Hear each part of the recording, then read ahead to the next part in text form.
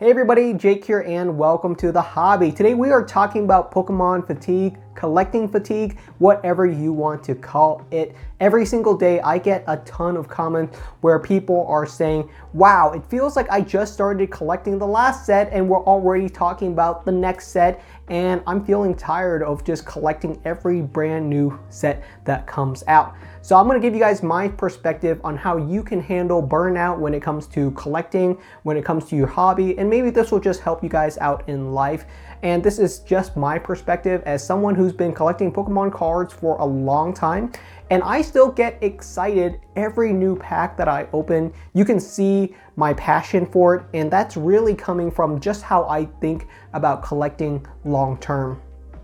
So I'm gonna let you in on a dirty secret, all right? This is a secret that not a lot of collectors want you to know, or even the Pokemon company wants you to know, but the truth is, you don't need to collect every new set. You don't need to stay updated on the hobby. You don't need to know what every new product or set or card that's coming out is going to be. Now, I constantly check up on that, but that doesn't mean you have to. The dirty truth is you honestly can not look at Pokemon card collecting for a year or two and come back to the hobby, and most sealed products or cards that came out in the last 2 years are probably still readily available. Now there's going to be some circumstances where a couple maybe super rare cards or really in demand cards might not be available, but in the general case, you can leave the hobby. You can stop looking at Pokemon cards, looking at every new set, looking at any new promo card,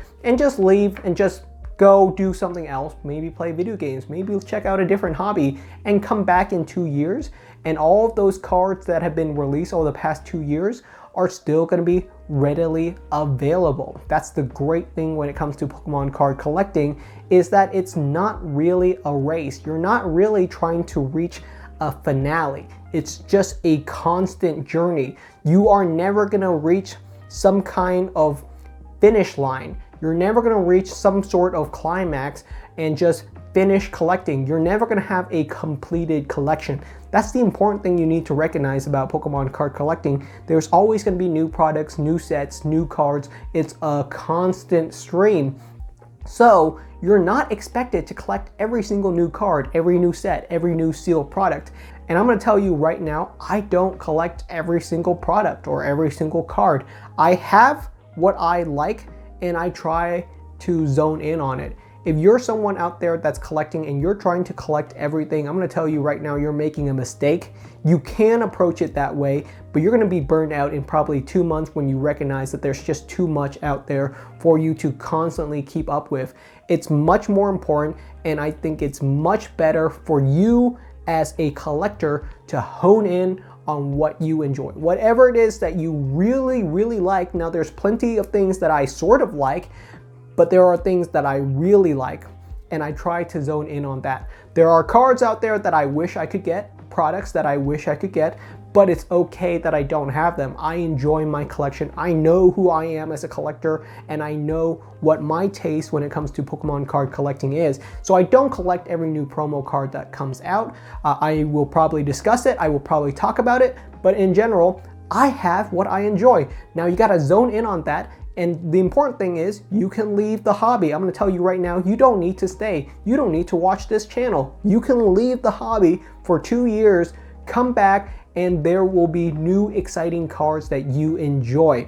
That's the beauty of Pokemon card collecting. It's something that's going to stay with you for the next 30, 40, 50 years, however long you are going to be alive and enjoying it, because there is no finish line. Pokemon is an expansive media empire, and it's not going anywhere. So I feel confident that if you don't want to collect Pokemon cards for a year or two, that's completely fine. And when you come back, there will probably be 10, 20 Pokemon cards that you are going to absolutely love adding to your collection.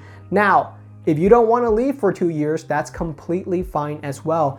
Check up on the hobby once every 3 months. Look at a new set, browse the art for the set, and then move on. Maybe pick up some cards if they come back into your mind in a year or two. You don't need to feel like you have to pick up 6 booster boxes of every single new set to enjoy the hobby. Now, this Friday, I'm going to be going out to my local card shop and picking up some products of Pokemon Go, the latest Pokemon card set, but you do not have to. It is not a competition, which I think is the next big point, is a lot of collectors and a lot of hobbyists constantly try to outdo one another. They're always trying to have the best collection, the best display, or sometimes people feel like their collection isn't worth sharing. It's not worth showing off because they just don't have enough cards. So they're constantly trying to get the coolest cards, the best cards, the cards that they think other people will be wowed by if they saw. And the thing is, a collection is really personal. Most people will never ever see your Pokemon card collection unless you're publicly sharing it on Reddit or Facebook or another social media platform. Your collection is your collection. The only person that's really gonna ever see it, enjoy it, look through it is you. So make it something that's cool for you. Don't try to compete with other people. Don't collect cards just because you gotta have a massive collection. The truth is, you only need one Pokemon card to be a Pokemon card collector. You don't need a vast collection. Don't look at my background and think you have to have the exact same thing. You can have your own collection. Make it what you want it to be. Have it a flavor of your identity.